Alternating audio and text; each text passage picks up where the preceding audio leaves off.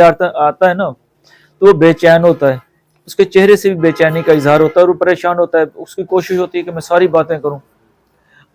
मैंने बेशुमार मरतबा कहा है कि बहुत सारे हमारे साथी मैदे का इलाज और इस चक्कर में जब पढ़ते हैं तो हमारा मरीज ठीक नहीं हो रहा होता। तो ये आर्सेनिकम एल्बम की पर्सनैलिटी को देखा है ना, इसकी पर्सनैलिटी क्या है।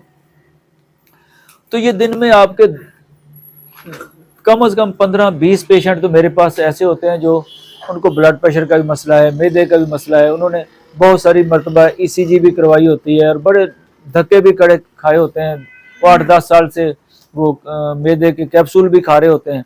मैं पूछता हूँ यार होता क्या, बेचैनी होती है? डॉक्टर साहब बेचैनी बहुत होती है, घबराहट होती है, घबराहट होती है, सांस फूलता है, पट्टे दर्द करते हैं, जी करते हैं, खौफ आता है, जी खौफ आता है।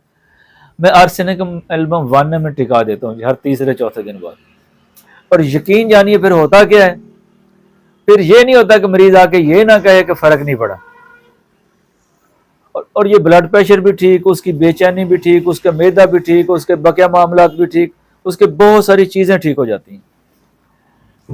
एक और मरीज आता है, उसके घर वाले कहते हैं जी डॉक्टर साहब मसला ये है, ये हमारा जो बच्चा है ना, ये हर वक्त खामोश रहता है, इसे बुलाएं, जबरदस्ती बुला लें, बस ये खामोश है जहां पड़ा। अच्छा, ब्लड प्रेशर इसका बढ़ा रहता है। अच्छा, मैंने एसिड फास्ट दे के ऐसे किस्म को ठीक किया।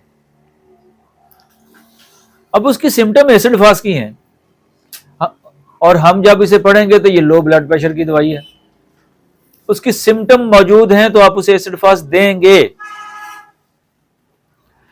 तीसरा, बहुत सारी खवातीन आएंगी, अच्छा जब वो आके बैठेंगे उनको सांस फूला हुआ होगा,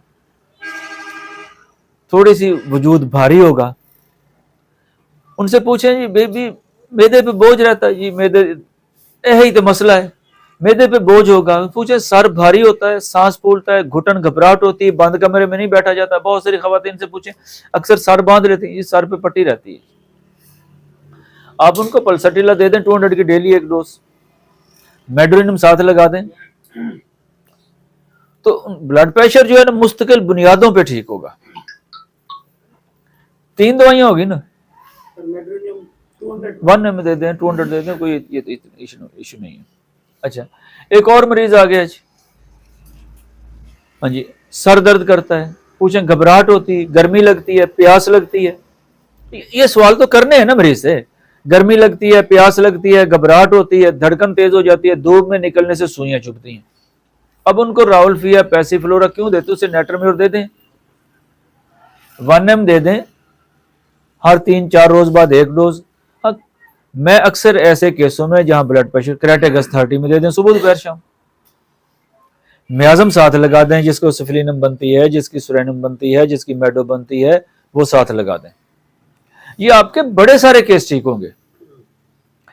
और एक और मरीज है, वो कहता है जी दर्दें बड़ी हैं जी, थकन बहुत होती है, उससे पूछें सांस फूलता है, जी सांस फूलता है, दबाने को जी चाहता है, जी जिस्म दबाने को भी जी चाहता है। तो ये आर्निका से ठीक हो जाएगा ब्लड प्रेशर।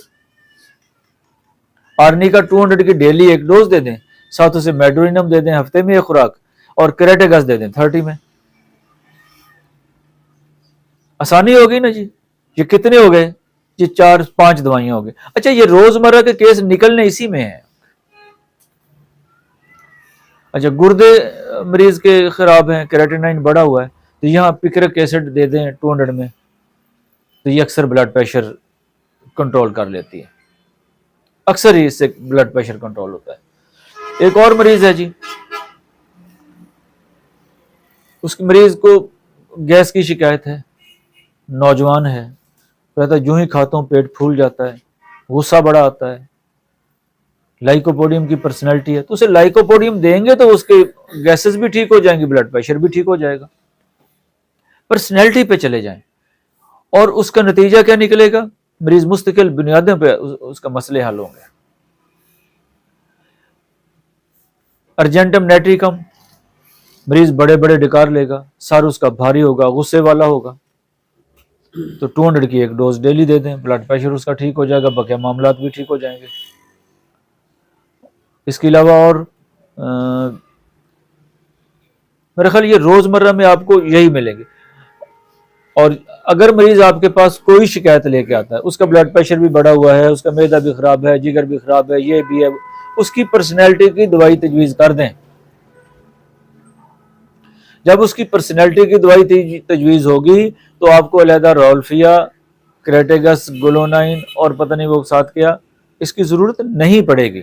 अब पोरखून मरीज़ है, सर उसका दर्द करता है, तपकन हो रही है, तो उसे बेलाडोना देनी पड़ेगी। बेलाडोना देंगे आर्जी अफाका होगा, मरीज मुस्तकिल ठीक नहीं होगा, फिर आपको उसकी पर्सनैलिटी पे फिर जाना पड़ेगा।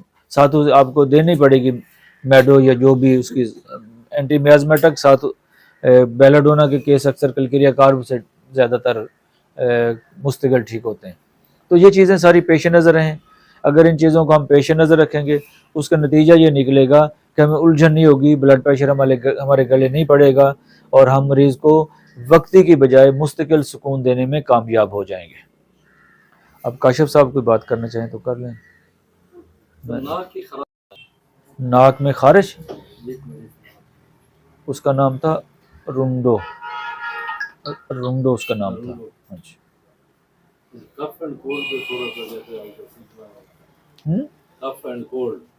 अच्छा, ये जो मौसम चल रहा है, मैंने अब बड़ी मरतबा बताया कि इसमें ना आप दे देंगे आर्सेनिकम एल्बम बेलाडोना 30, ये आपके बहुत सारे केस निकाल देगी, बहुत सारे केस साथ लगा दें, ट्यूबर वगैरह ये वो ये और सर्दी से एहसास होना, काशिफ साहब ने 4-5 साल पहले मुझे बताया था, तवज्जो दिलाई थी हैपरसेल के हवाले से, और उसके बाद तो बहुत ज़्यादा ये ट्यूबर दे के हैपर दे दें तो बड़ा सारा केस निकलता है। पहले भी मैं देता था, लेकिन काशिफ साहब की तवज्जो के बाद देखा वाकई बहुत सारे सवाल जवाब की बजाय मरीज सर्दी से एहसास है, ट्यूबर दे दें, हैपर दे दें, ये केस बहुत हद तक आसानी हो जाती है, लंबे चौड़े सवाल करने की जरूरत नहीं पड़ती, बहुत सारे केस निकलते हैं इसमें। खांसी में रिमैक्स को नजरअंदाज है। हाँ, खांसी में आप पूछे ना कहाँ से होती है, यहाँ आपको अक्सर यहाँ खासतौर पर अरबी में तो बहुत ज़्यादा आजकल इस तरह की आ रही है, ज़्यादा इशू आया हुआ है सांस इनहेल होगी। मरीज को गले से खांसी उठ रही है ना जी, आप चैलिडोनियम दे दें, 1 दिन में भी ठीक कर देती है मरीज को जी। और ये मिर्जा ताहिर की किताब है ना, इलाज बिल मिसल, वहां से पढ़े ना, मैंने पहली मरतबा जब पढ़ी थी मैं बड़ा हैरान हुआ, उसने खांसी की बहुत बड़ी दवाई है चैलिडोनियम जी। और उसके बाद बड़ा मजा है, मेरी खांसी की अहम दवाइयों में एक दवाई चैलिडोनियम है, और ये रूमैक्स के साथ में अक्सर ये देता हूँ। ये एलर्जी पोथोस जहाँ फेल हो जाए वहाँ चैलिडोनियम काम करती है, डस्ट एलर्जी में जहाँ पोथोस काम नहीं कर रही वहाँ चैलिडोनियम काम करेगी। ये बड़ी ज़बरदस्त चीज़ है, इसलिए इसे नज़रअंदाज। एड़ियों के दर्द में मैं चैलिडोनियम देता हूँ, एड़ियों के दर्द की मेरी दवाई मैं चैलिडोनियम ही देता हूँ। हाँ, मैं भूख के हवाले से नहीं लगती, चैलिडोनियम देता हूँ। ये अल्लाह ताला गरी के रहमत करे खलील फरीदी साहब को, उन्होंने मुझे बताया कि यहाँ दर्द हो रहा है, हम इसे फौरन देखते हैं कि ईसीजी, उन्होंने कहा जी चैलिडोनियम, और यकीन जानिए 30 सेकंड के अंदर अंदर ये दर्द गायब हो जाता है, यहाँ दर्द हो रहा होता है लेफ्ट साइड, हालांकि ये दाएं तरफ की दवाई है चैलिडोनियम। और जब भी मेरा कोई मरीज ठीक होता है मुझे यकीन होता है कि इसका अजर उनकी कब्र पे जा रहा है, उनके लिए सदका जारी है। ये खलील फरीदी साहब ने, यहाँ का दर्द डॉक्टर साहब नहीं फेल होती चैलिडोनियम। मैदे में दर्द हो रहा है तो पीछे जा रहा है, बराबर पीछे, ये तब भी चैलिडोनियम। मरीज फल में मैदा में दर्द है तो उसके बिल्कुल पीछे दर्द जा रहा है, तब भी चैलिडोनियम। आर पार दर्द है तो, और ये चैलिडोनियम बड़ी काम की चीज है। ये खांसी गले तक है तो चैलिडोनियम, रूमैक्स, साथ बेसिलिनम वगैरह ट्यूबर ये लगा दें। और आजकल वैसे खांसी खुश्क जो आ रही है, ब्रायोनिया के अलामत अक्सर होती हैं यहाँ, इसे नज़रअंदाज नहीं करें। अमोनियम कार्ब है इसकी दवाई, स्मोक के मौसम की, इसे देख लें, कास्टिकम देख लें।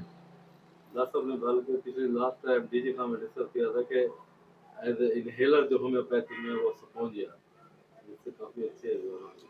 मैंने चलो एक मैसेज दिखाया था विक्रम पॉल ने इंडिया का, उससे बकायदा उसका वॉइस मैसेज पढ़ा हुआ, तो बताया मेरा हॉस्पिटल है वहाँ, उसमें डेली बेसिस पे जो हमारा उसमें इनहेलर छूट रहे हैं स्पोंजिया की वजह से, जो आपने बताया था स्पोंजिया देखिए ना, ये क्या करती है बेसिकली, ये डायलेट करेगी।